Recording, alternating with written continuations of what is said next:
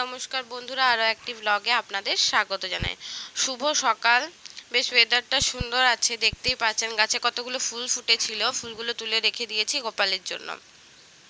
আজ কাল রাতে প্রচণ্ড বৃষ্টি হয়েছে, মোটামুটি 10:30 থেকে বৃষ্টিটা নেমেছিল সকাল সকাল, তাই একটু আপনাদের ওয়েদারটা দেখিয়ে দিলাম।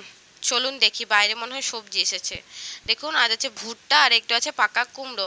আমাদের বাড়িতে কুমড়ো কেউ সেরকম পছন্দ করে না, তাও একটু আধটু হলে কখনো কখনো করা হয়, কিন্তু এত কেউ যে ভালোবাসে সেটাও না, সেই জন্য আমরা কুমড়োটা চট করে কিনি না। ভুট্টা আমাদের বাড়িতে সবাই ভালোবাসে, সেই জন্য ভাবলাম ভুট্টাটাই নিয়ে নিই, তাই আমরা কাকুর কাছ থেকে ভুট্টাটা কিনে নিচ্ছি। ভুট্টা ভাজা বলুন বা ভুট্টা লেবু মাখিয়ে নুন মাখিয়ে খেতে মন্দ লাগে না, ভালোই লাগে। আমি ওকে বললাম যে একটু বাজার থেকে বাবুর কতগুলো জিনিস আনা আছে, তুমি নিয়ে এসো, তাই ও ও এবং অয়ন বেরিয়ে গেছে। গাড়ি এবার স্টার্ট করে রাস্তা ধরেছে ওরা। বাজার আমাদের মোটামুটি এখান থেকে কাছেই, সেই জন্য যখন যেটা দরকার হয় টুকটাক নিয়ে আসা যায়। অনেকেরই হয়তো বাজার দূরে থাকতে আগে থাকতে জিনিস এনে রাখতে হয়, কিন্তু আমাদের এইটা বেশ সুবিধা এখানে, যে বাজার কাছে, বাস কাছে, সব যে কোনো যোগাযোগ ব্যবস্থারও সুবিধা আছে, অসুবিধা হয় না। বা ডাক্তারও বলুন আসানসোল কাছে, বরাকরও কাছে, তো সেই জন্য আমাদের সে অসুবিধাটা ফেস করতে হয় না। কিন্তু এমন এমন গ্রাম আছে যেন ডাক্তার দূরে, রাস্তাঘাট দূরে, যানবাহনের ব্যবস্থা সেরকম নেই, তাদের সত্যিই প্রচণ্ড অসুবিধা হয়। আমাদের এখান থেকে বাজারটা মাত্র 5 মিনিটের রাস্তা। ও চলে এসেছে মেডিকেল শপে, বাবু দুটো ওষুধ নেওয়া ছিল। একটা ছিল Uprise D3, মানে ভিটামিন ডি ড্রপ, যেটা ডাক্তার 1 বছর থেকে 1.5 বছর তক চালাতে বলেছে। যে ডাক্তার যেমন প্রেফার করে, বাবু হবার সময়ই বলেছিল যে যতদিন না বাচ্চাটা 1 বছর বা 1.5 বছরে হচ্ছে, এই Uprise D3টা চালাতে থাকো।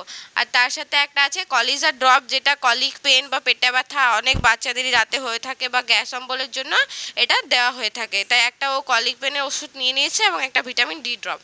এদিকে বাবুর ডাইপারটাও শেষ হয়ে গিয়েছিল, সেই জন্য ও বাবুর ডাইপারটাও নিয়ে এলো।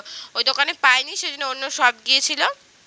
নর্মালি ও ম্যানিপোকো প্যান্টস আনে, কিন্তু আজকে হাগিসটা ট্রাই করলো, বলে দেখি নিয়ে যাই কোনটা ভালো।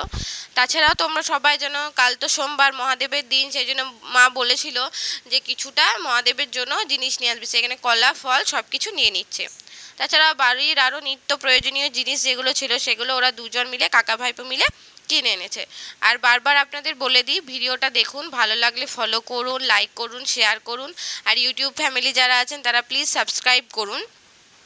আর আগের ভিডিওগুলো কেমন লেগেছে সেগুলো কিন্তু কমেন্ট করে জানাতে ভুলবেন না। এখানেও একটু কলা নিয়ে নিচ্ছে, কালকে চাপানো হবে। তাছাড়াও কলা দিয়ে আরও আজ বাড়িতে একটা কাজ আছে, সেই জন্য বলা হয়েছে বেশি করে একটু কলা আনতে, সেই জন্য ও এখানে কলা নিয়ে নিচ্ছে। তাছাড়াও কখনো কখনো সিঙ্গাপুরি কলা বাবুর জন্য এনে রাখি, কারণ বাবুকে খাওয়ানো হয়। আর মা যেহেতু সৎসঙ্গে যায়, সেই জন্য মা বলেছিল কিছু টাকা আমার খুচরো করে এনে দিবি, সেই কাকুর কাছে গিয়েও খুচরো করে নিচ্ছে। খুচরোটা নিয়ে সোজাও বাড়ি আসবে। তার আগে কাজলদার কাছে কিছু সবজি নেওয়ার ছিল, কারণ আমি বলেছিলাম বাড়িতে সেরকম সবজি নেই।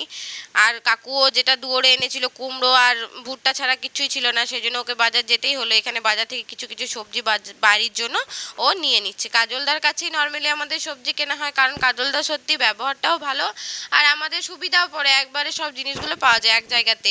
দেখুন কেন, অনেক রকমের সবজি আছে, সবজির যা রেট হয়তো মানুষের 500 টাকাতেও থলি ভরে আসবে না, এত রেট। 100 টাকাতে হয়তো খুব জোর আপনার 2-3টে সবজি হবে। দৈনন্দিন জীবনে চলার জন্য এত জিনিসপত্রের দাম বাড়ছে, সাধারণ মানুষের পক্ষে চলা খুবই কঠিন। ও একটু মাশরুম, লেবু, যা যা দরকার ছিল আরও সব নিয়ে বাড়ি ফিরছে। এই আমাদের গলিতে ঢুকে গিয়েছি, ও বাড়ি ফিরে সব দেবে, তবে আমাদের আজ রান্না চাপবে, কারণ আমি একটা তরকারি করে রেখেছি, ভাত ডাল হয়ে গেছে, শুধু মাশরুমটা করলেই হয়ে যাবে। আজকে মোটামুটি কলা, আলু, বেগুন সব মিশিয়ে একটা তরকারি করেছি। এখানে অয়ন এসে আমাকে দিচ্ছে, বলো কাকিমা আগে এগুলো রেখে দাও, তারপর তুমি তোমার নিজের কাজ করবে। এখানে একটা কিছু অয়ন বললো, সেই জন্য আমি হাসছি, আমি নিয়ে নিয়েছি জিনিসগুলো। এখানে মাকেও এনে দিল, ওর পাম্মাকে ঠাকুরদের ফল মূল যা যা মা আনতে বলেছিল। বাবুও ঘুমিয়ে গিয়েছে, 9টা 9:30 বাজছে, ওর খাওয়া হয়ে গেছে একবার, খেয়ে দিয়ে ও একটু ঘুমাচ্ছে, তারপর উঠে ভাত খাবে স্নান টান করে। এখানে ওষুধগুলো রেখে দিল, আমিও সব রেখে দেবো। এবার আমি তরকারিটা বসিয়ে নিলাম। মোটামুটি তরকারিটা হলেই রান্না শেষ হয়ে গেছে। এবার মাসিকে বললাম, যেহেতু কলার কারণটা বলছি, কলা আনা হয়েছিল দুধ পোয়া করার জন্য, তা আজ আমাদের হচ্ছে দুধ পোয়া। মাসি তাই দুধ পোয়াগুলো করে রেখে দিচ্ছে, আমারও রান্না ফিনিশ, এবারে গ্যাস ফাঁকা আছে। মাসি বললো বিকালের থেকে আমি সকালেই বরং করে রেখে দিই, সব তো আনা হয়ে গিয়েছে। সেই জন্য একটু দুধ পোয়া হচ্ছে। কার কার দুধ পোয়া খেতে ভালো লাগে একটু কমেন্টে জানাবেন তো। অনেকে দুধ পোয়াতে অনেক রকম জিনিস দেন, চাল গুঁড়িও দিয়ে থাকেন। আমি এটাতে কী কী দিয়েছি আমি বলে দিচ্ছি। এটাতে আছে ময়দা, কলা, সুজি এবং কতগুলো মৌরি দেওয়া আছে। আপনারা নুনও দিতে পারেন, একটু চিনি, এসব দিয়ে ব্যাটারটা তৈরি করা হয়েছে। এবার মাসি ছেঁকে নিচ্ছে।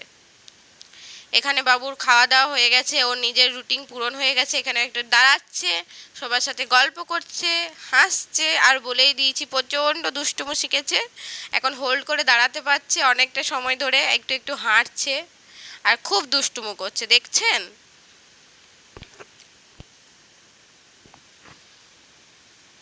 আর আমার ভিডিওগুলো আপনাদের কেমন লাগে সব সময় বলে রাখছি, প্লিজ জানাবেন, তাহলে আমার উৎসাহটা আরও বাড়বে। কারণ আপনাদের একটু উৎসাহ দিলে আমি অনেকটা এগিয়ে যেতে পারবো, আরও নতুন নতুন ভিডিও আনার জন্য আমি উৎসাহ পাবো। তাই আপনারা অনেক অনেক ভালোবাসা দেন।